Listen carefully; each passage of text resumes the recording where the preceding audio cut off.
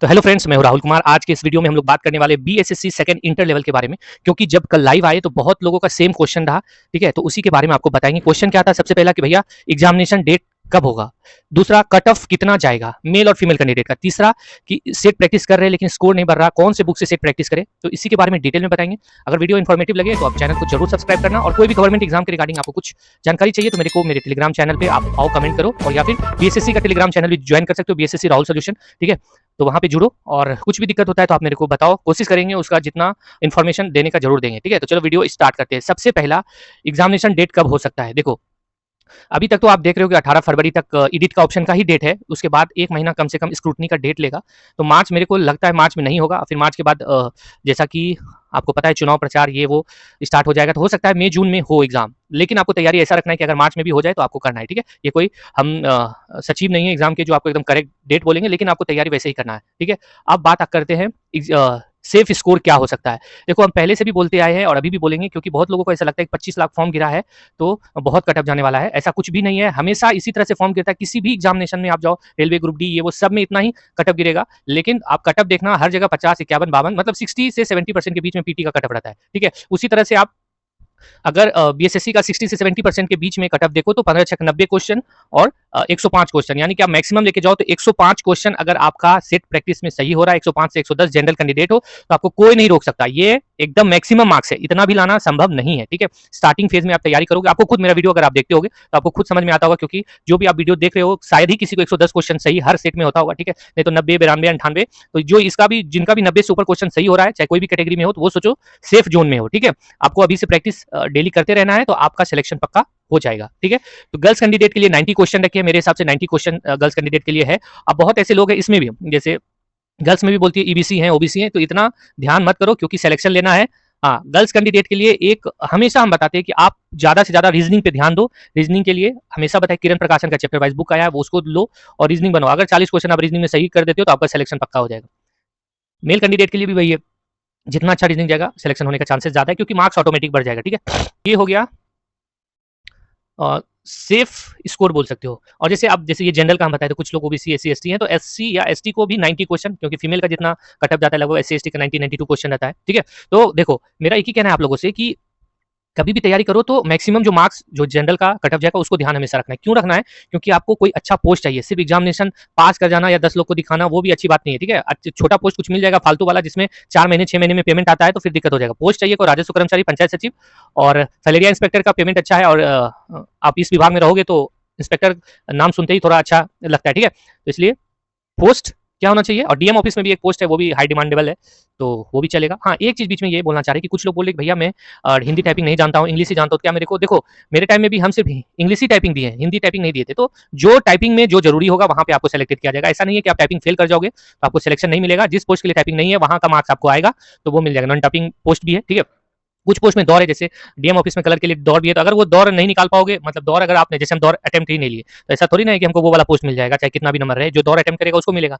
तो यही सब होता है, आपको जिस चीज के लिए एग्जाम दिए, टाइपिंग फेल कर गए लेकिन आपका मार्क्स अच्छा है, आप और चीज के लिए एलिजिबल हो तो आपको वही मिलेगा। ओके भाई, जो बोल रहा है आप सोचो कि ये 100% सही होने वाला है। ठीक है, ऐसा नहीं है कि ऐसे ही बोल दिए, बहुत सारे एग्जामिनेशन का तजुर्बा भी है। ठीक, अब बात करते हैं जो मेन है कि सेफ स्कोर में कैसे जाए। जैसे बहुत लोग ऐसे बोले भैया मेरे को 70-75 ही क्वेश्चन अटेम्प्ट कर पा रहे हैं, उससे ज्यादा नहीं हो पा रहा है। ठीक है, तो उसके लिए बताने जा रहे हैं। या कोई भी, जैसे आप भी हो, आपको 95 क्वेश्चन चाहिए, तो आप भी कोई तुर्रम खान तो हो नहीं, क्योंकि आपको भी 110-15 क्वेश्चन से एबव जाना है तो आपका मनचाहा पोस्ट मिलेगा। ठीक है, तो आपके रिगार्डिंग भी बता रहे हैं। देखो, सबसे पहले एनालिसिस, अगर आप मॉक टेस्ट लगा रहे हो तो एनालिसिस जरूर करो। मॉक टेस्ट किसका लगाना चाहिए? दी प्लेटफॉर्म, या आपको अभी बाजार में जाओ देखो, जो भी अच्छा, जैसे बहुत लोग खान सर या इधर उधर जो भी है, तो मॉक टेस्ट जिसका भी आपको अच्छा लगे एक मॉक टेस्ट पकड़ो। ठीक है, मॉक टेस्ट में जैसे ऐसा नहीं है कि एक सेट में हमको 95 आ गया और सब में 75 आ रहा है तो उसी को 95 को हाईएस्ट मान के चला, ऐसा नहीं है। आप अगर 20 सेट एक महीने में लगाते हो तो उसका एवरेज हर सेट के पीछे आप मार्क्स लिखो कि मेरे को 150 में 105 क्वेश्चन सही हुआ है, और सारे का मार्क्स को ऐड करना लास्ट में 105, 102, 90, 20, 40 ऐसे करके, और जो एवरेज निकलेगा डिवाइडेड बाय जितना अटेम्प्ट मारे हो, जैसे उसको डिवाइड, तो जो एवरेज निकलेगा, एवरेज निकालना है। सोचो आपको एग्जाम में लगभग उतना ही आएगा। ठीक है, तो सेट आप प्रैक्टिस कर रहे हो, सबसे पहले सेट प्रैक्टिस किए तो सेट को एनालिसिस करना बहुत जरूरी है। अगर आज आप एनालिसिस नहीं करते हो, मान लो आज सेट बनाए, आज सेट में क्या गलती हुआ नहीं हुआ नहीं देखते, लेकिन कल भी अगर आपको टाइम मिलता है तो उस सेट को जरूर देखो किस क्षेत्र में मेरा गलती बार बार हो रहा है। जैसे आप रीजनिंग में डाइस चैप्टर, पासा चैप्टर में बार बार क्वेश्चन आ रहा है तो मेरा गलती ही हो जा रहा है, मतलब ऐसा नहीं है कि एकदम पक्का डाइस का चैप्टर आएगा तो मेरा सही ही हो जाएगा। ठीक है, या फिर रैंकिंग क्रम में सजाने वाला रहता है, वो चैप्टर का क्वेश्चन आता है तो हमेशा दिमाग खराब हो जाता है, उसको बनाने में टाइम भी लगता है और गलत भी हो जाता है। या फिर और भी कोई रीजनिंग का चैप्टर है जिसमें मेरा बार बार गलती हो रहा है। रीजनिंग में हमको 40 से 35, 38, 39 ही मार्क्स आ रहा है, जबकि रीजनिंग में आपका 5 क्वेश्चन गलत हो गया, ये बहुत ज्यादा गलती है। ठीक है, रीजनिंग में एकदम कम क्वेश्चन गलती करना है। 43-44 क्वेश्चन सही हो रहा है तो सोचो ठीक है। तो अगर आपको 75 क्वेश्चन ही सही हो रहा है जिसमें कि 44 क्वेश्चन रीजनिंग आपको दे सकता है, इतना इजी है रीजनिंग, तो आप क्यों ना रीजनिंग पे मेहनत करोगे? सबसे इजी रीजनिंग है। हमेशा रीजनिंग को एनालिसिस करो और चैप्टर वाइज किरण प्रकाशन का बुक आता है, एक बार मेरा बात आप मानो, वो बुक को लो, उस चैप्टर को रोज 1 घंटा एक चैप्टर रीजनिंग का बनाओ। ठीक है, और आपको एग्जामिनेशन हॉल से जाने से पहले जितना भी चैप्टर उसमें है वो आपको आना चाहिए। आपको विश्वास दिलाते हैं, आपका स्कोर रीजनिंग में फटाक से 5 से 7 क्वेश्चन बढ़ जाएगा अगर आप वो पूरा कर लेते हो। ठीक है, तो रीजनिंग में मान लो आप अभी 75 क्वेश्चन सही हो पा रहा है, रीजनिंग में प्रैक्टिस किए 5 क्वेश्चन बढ़ गया, तो 75 से 5 कितना हो गया? 80 क्वेश्चन। अब आते हैं मैथ्स। मैथ्स में आपको 15 क्वेश्चन मान लो सही हो रहा है तो वो सही अच्छा नहीं है, 20 क्वेश्चन कम से कम आपका सही होना चाहिए। मैथ्स में आप सेट बना रहे हो, वही देख रहे हो कि मैं इस चैप्टर में फंस रहा हूँ, इस चैप्टर में फंस रहा हूँ, तो हम आपको हमेशा बार बार बोले कि हमेशा चैप्टर वाइज जरूर बनाना, क्योंकि ये जो बिहार या आप कोई भी एग्जामिनेशन का खेल है, नॉलेज का खेल है, स्पीड का मान कम हो गया, क्योंकि 2 घंटा बहुत होता है। ठीक है, 2 घंटा बहुत होता है, जिसमें 75 जीके बनाने में मुश्किल से 15 से 17 मिनट बहुत हो गया, और उसके बाद आपके पास इतना टाइम है। ठीक है, जिसमें कि 50 रीजनिंग बनाने में अगर आप 50 मिनट ले रहे हो तो सबसे बुड़बक हो। 50 रीजनिंग के लिए 20 से 25 मिनट बहुत हो गया, ये मैक्सिमम हम बोल रहे हैं, 25 मिनट भी नहीं चाहिए। और 25 मैथ के लिए 25 मिनट अगर आप लगाते हो तो 25 और 25 50 मिनट अभी भी आपके पास देखो कितना समय है। इसलिए टाइमिंग का इस एग्जाम में कुछ भी खेल नहीं है, इस एग्जाम में नॉलेज का खेल है। जितना ज्यादा नॉलेज रहेगा आप उतना अच्छा अटेम्प्ट करोगे। ठीक है, बाकी बात सब कुछ आप पे डिपेंड करता है। चैप्टर वाइज जरूर बनाना, अभी आपके पास टाइम है। ठीक है, मॉक टेस्ट आप डेली नहीं भी लगाते हो चलेगा, एक दिन गैप गैप करके, या हम 2 दिन ही सप्ताह में लगाएं। ठीक है, लेकिन चैप्टर वाइज जितना ज्यादा बनाओगे, और कोई भी चैप्टर बनाने से पहले, जैसे मैथ का प्रॉफिट एंड लॉस बनाने से पहले आपको उस चैप्टर का कॉन्सेप्ट जानना जरूरी है कि उस चैप्टर का थ्योरी क्या है, प्रॉफिट कैसे निकाला जाता है, लॉस कैसे निकाला जाता है, अंकित मूल्य किसको कहते हैं।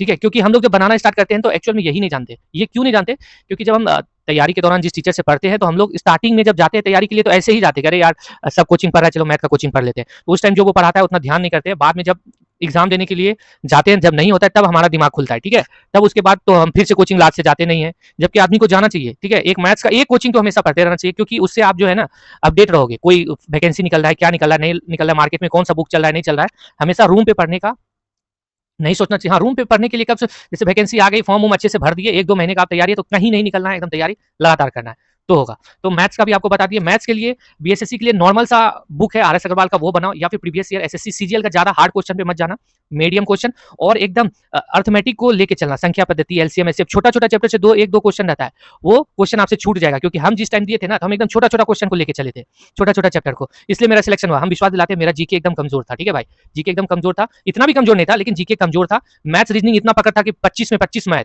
ऐसा वाला, रीजनिंग 50 में 45-42 ऐसा वाला रीजनिंग, तो आप समझ सकते हो। इसलिए मेरा सिलेक्शन हुआ पीटी और मेंस में भी इसीलिए सिलेक्शन हुआ क्योंकि मेरा मैथ रीजनिंग थोड़ा ज्यादा ठीक था। ठीक है, और बाकी बात मैथ रीजनिंग हो गया। उसके बाद अब आता है जीके। जीके के लिए आप क्या करें? देखो, जीके के लिए मोस्टली जो चल रहा है अपने यहाँ बिहार में प्रचलन, लूसेंट, लूसेंट को पढ़ो, लूसेंट का चैप्टर वाइज पढ़ो।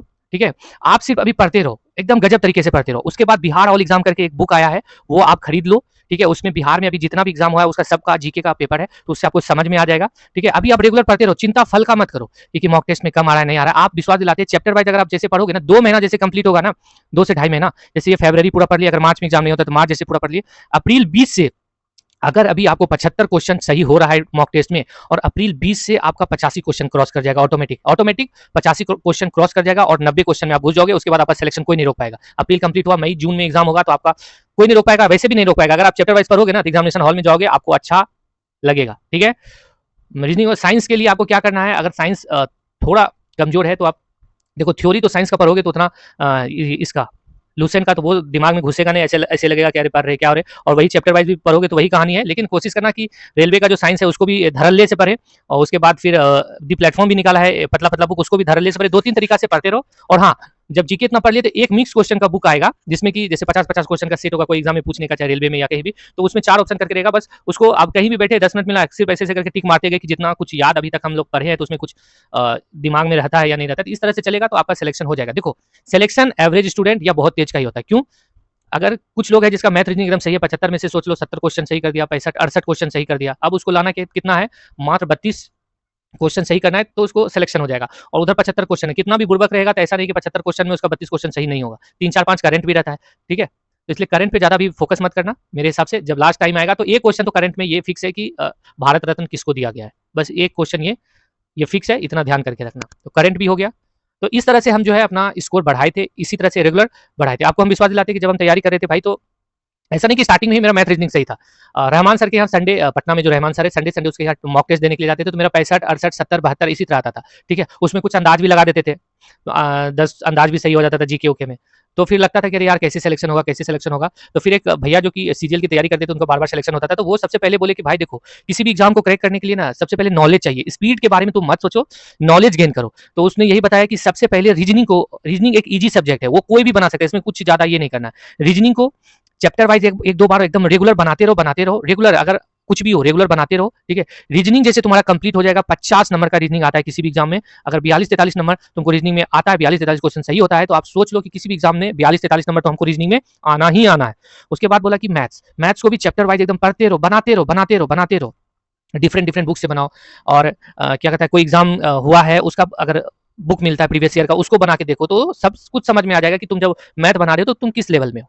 तो फिर वही हुआ। फिर जीके का उस टाइम वो उतना एसएससी सीजीएल के लिए जीके उतना जरूरी उस टाइम नहीं था, तो हम लोग उतना नहीं पढ़ते थे, लेकिन जो सेट उसका मिलता था प्रीवियस ईयर, उसी को इधर उधर हमेशा देखते रहते थे। या कहीं से पतला बुक जिसमें मिक्स क्वेश्चन बहुत रहता था, उसको खरीद के, मेरा सिर्फ क्या रहता था कि पढ़ लेना है, जैसे एक दिन में 20 पेज पढ़ लेना है, बस ये दिमाग में याद हो या ना हो, 20 पेज पढ़ लेना है। इस बुक में कितना पेज है टोटल, 100 पेज है, तो एक दिन संडे को रखते थे मैराथन के, आज जो है सिर्फ जीके ही पढ़ते रहेंगे दिन भर। ये बुक में 100 पेज है ना, तो आज 30 पेज खत्म कर देंगे इस बुक का, ऐसा सोच के चलते थे, 40 पेज खत्म कर देंगे।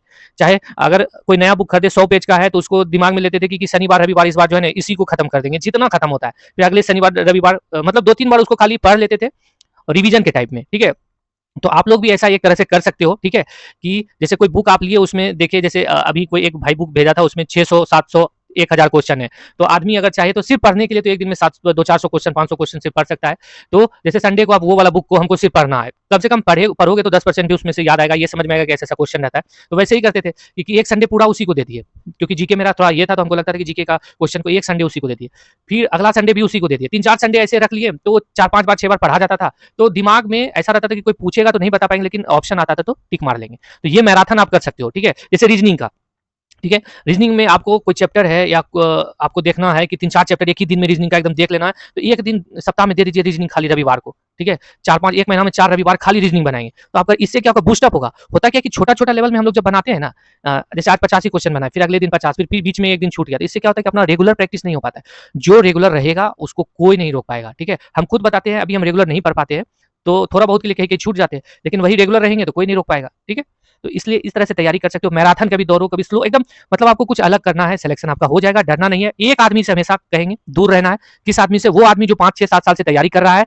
और खैनी लटा के आपको बोलेगा कि अरे यार हम मेरा नहीं हुआ तो तुम्हारा कहाँ से हो जाएगा। बिहार में ऐसा बहुत चलता है, इतना हम दिए, हमरे से ज्यादा तजुर्बा है क्या? ऐसे आदमी के साथ बीच में हम डिप्रेशन में भी चल जाते थे भाई, क्योंकि सेट में 75 आता था, उसको वो आदमी सेम सेट 20 बार बनाया हुआ, उसको आ जाता था 90, 95, 100। हमको लगता था साला इतना पढ़ते हैं, 70-75 आता है, उसको 100 आ जाता है, कैसे होगा, मेरा कहाँ से होगा, उसका कहाँ। लेकिन जब मेन मॉक टेस्ट में पहुंचते थे तो उसका हालत बिगड़ जाता था, क्योंकि वो तो पढ़ हल्के का पढ़ रहा है, पढ़ हल्के को पढ़ रहा है, और उसको तो लगता था कि साला हम तो, आजकल एग्जाम में वैसा होता नहीं है, ऐसे ऐसे करके दे देगा तो आपका दिमाग खराब हो जाएगा। इसीलिए हम बोलते हैं कि तैयारी करना है तो कान को ऐसे भी पकड़ लो, इधर से भी पकड़ो, घुमा, जैसे होता है सब तरीके से पकड़ लो, तब जाके आप एक अच्छा ऐसा बन जाओगे कि कोई भी एग्जाम में बैठो, उड़ जाएगा क्वेश्चन किसी भी एग्जाम में। ठीक है, आपका भाई ऐसा नहीं है कि अभी एसएससी सीजीएल में ज्वाइन किया था, इसी में रेलवे का भी फाइनल साइको तक दिए हैं।